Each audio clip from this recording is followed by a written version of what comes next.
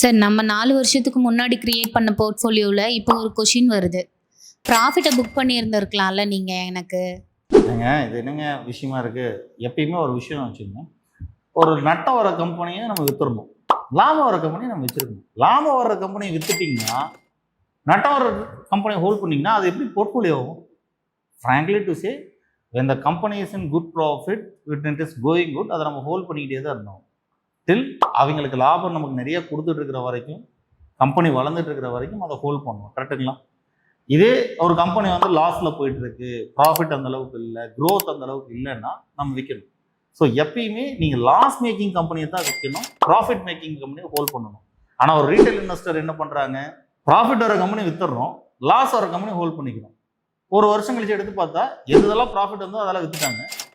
அந்த கம்பெனியெல்லாம் மறுபடியும் வளர்ந்து மேலே போயிட்டே இருக்கு. எந்தெந்த கம்பெனியில் லாஸ் வந்துச்சோ அதெல்லாம் ஹோல்ட் பண்ணிட்டு இருக்காங்க. நீங்கள் போர்ட்ஃபோலியோவும் லாஸில் இருக்கு. ரீட்டைலர் பண்ணுற மிகப்பெரிய தப்புல ஒன்று, லாஸ் மேக்கிங் கம்பெனி தான் விற்கணும் அப்படிங்கிறத அவங்க ஒத்துக்கவே மாட்டேங்கிறாங்க. So first rule of financing, loss making கம்பெனியை வித்துருங்க, ப்ராஃபிட் மேக்கிங் கம்பெனியை ஹோல்ட் பண்ணுங்க.